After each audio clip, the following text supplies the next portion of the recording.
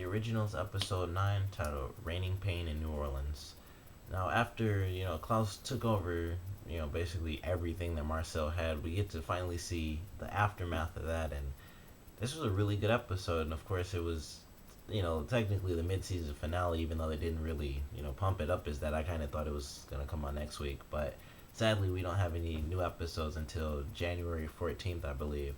But this was a good episode, and it had a lot of, it made a lot of good new points that are going to come into the series. So I'm really excited for it to come back, of course. And it was really funny when I was watching it. I was just thinking, like, man, this is so much better than the Vampire Diaries. It was just, in my head, I was like, this one is like a real drama. Like, of course, the Vampire Diaries, it has drama and stuff. But this is like, even the love stuff is a lot more dramatic. Like, Elijah, like, kind of loving Haley, it's far more dramatic, and that's probably because, if that kind of happens, then Klaus will like stab his brother and put him in a coffin. So it's a lot more dramatic than, people just being angry at each other. Klaus will like murder people and stuff. But like, I'm loving the show, of course. Like, I don't know how long this show's gonna end up going on, but it's gonna be great. And this episode was just another one of the good ones. And one of the things they did in this, with Cammy, and I love how they did it, because initially, they have the beginning.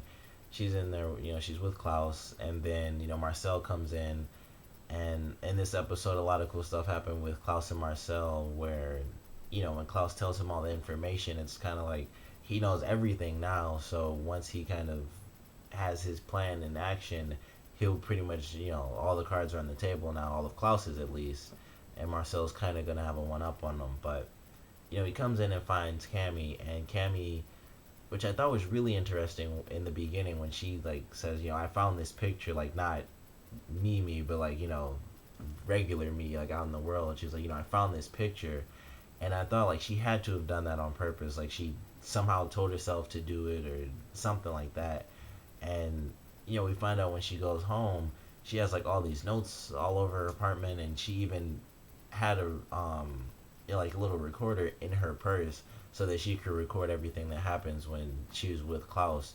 And it was really good to see that happen. And then her uncle finds out about it, and he tells Klaus, at the end, like, I'll help you, but you have to get her out of here, because for her own sake she needs to leave. And Klaus does it, he lets her go. And I thought, oh, she's gonna be gone. It was kind of a twist to me, because it seemed like she it was building up to her finding out, and then it kind of ended with her actually being safe. And in most shows, I think I'd kind of hate that, where it was like, oh, it's building up and then it's gone. But in this type of show, I think I actually enjoyed the fact that I thought that for a little bit, because with her leaving, it was kind of just like, that just means she's gonna actually live. In other shows where you don't really have to worry about who's gonna live and who's gonna die, it's kind of like, oh, well, they built it up to where this character's gonna find out something, and then it didn't happen. That kind of sucks. And in this one, I thought, she was already going through in these past couple of episodes, nearly a mental breakdown, trying to figure out, like, what's happening, why am I feeling this way, and then remembering, like, this is why I feel this way, when she's around Klaus. So I actually thought it was kind of cool that he did just let her go. And of course, Klaus cares about Cammy, so he was really upset about it. And then in the end of this episode, Davina comes in and basically just brings everything right back. So it didn't, she's not safe. She's gonna be in it, and it's gonna be great to see how in the world that plays out. And also, the way she reacted to Klaus when he showed her, his life and stuff, was completely different than I think anyone has ever reacted to finding out, all this stuff about vampires.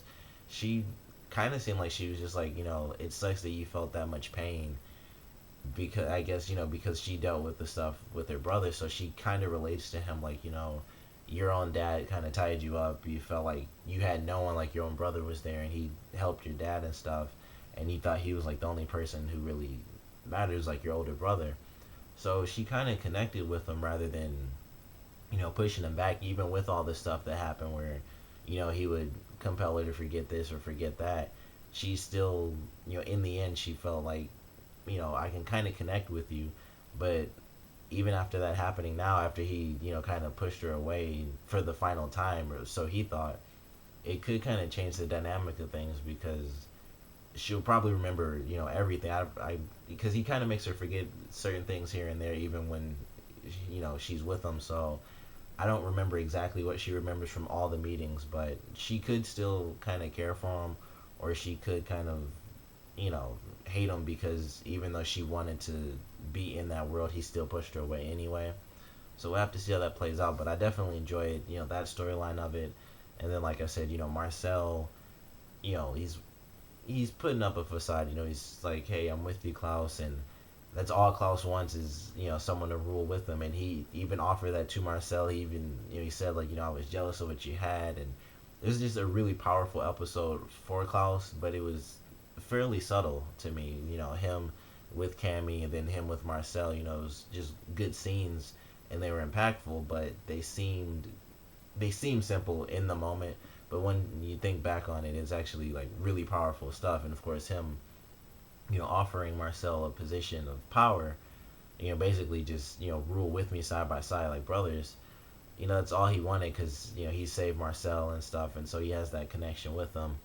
And Marcel is trying to help his people and save them, which he once again he dealt with it, and he kind of what led to them leading together was the fact that they Klaus went against the council, and the council we got to see what the council would really do if they get pissed off. So the human council wasn't really to be messed with because they bombed the bar that all the vampires are at, torched a couple of them, and it was crazy. And then of course Marcel being Marcel, he kind of killed them all off, even though he would normally follow the rules.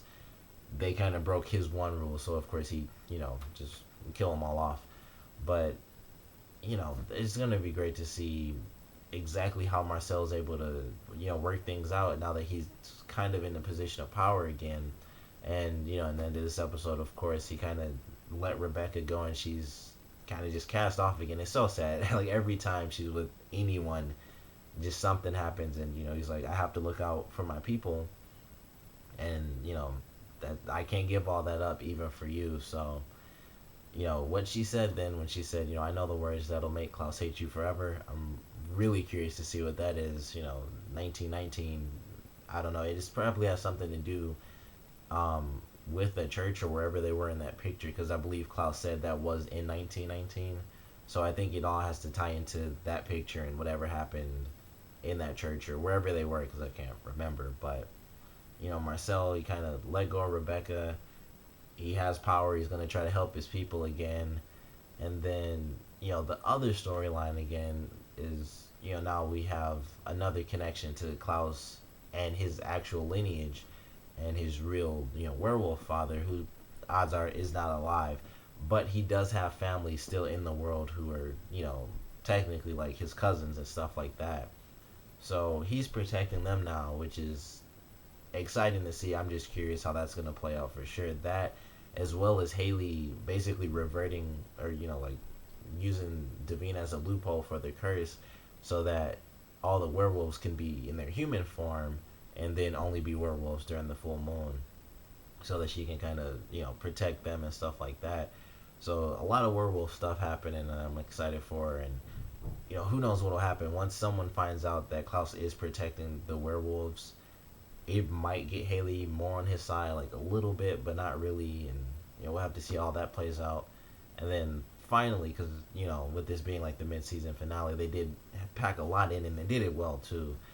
Finally, though, Davina, talking to Haley, which I really loved, because I was like, all these people are like finally meeting each other, and Haley finally meets Davina, and Haley tells her like, Agnes is dead, so you're free to go. And Davina doesn't believe that until I want to say his name is Josh, until he comes in and says like, yeah, blood and guts and stuff.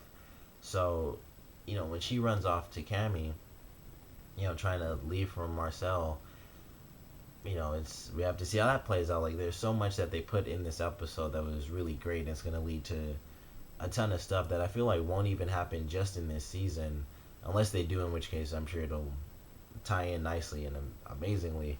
But like all the stuff they have, like especially with Klaus and his lineage, I feel like that could be pretty much all of season 2 really. But everything in this episode was, of course, really well done. All the little seeds they plant in, Cammy remembering everything, Davina leaving, Haley, whatever she has planned, because obviously she wants to use Davina for a little bit more than just the werewolf. She's gonna try to find a way to protect herself and eventually escape, I'm sure. But just everything they put in this episode, and I was surprised actually that Tyler wasn't in this because of the fact that they were going after werewolves. I figured he, just somehow come in because he's a hybrid, so he just come into the episode somehow. But he still isn't in it, and he hasn't been since the one episode where Rebecca like knocked him out in the middle of the episode, and then he just like vanished. But I'm sure he'll be back, if not in the next episode that comes on in January, then obviously soon after. But comment below, let me know what you guys saw this episode. Favorite parts, least favorite parts. I guess the biggest question is, what little thread in this episode are you guys excited for the most? So comment below, let me know, and thanks for watching.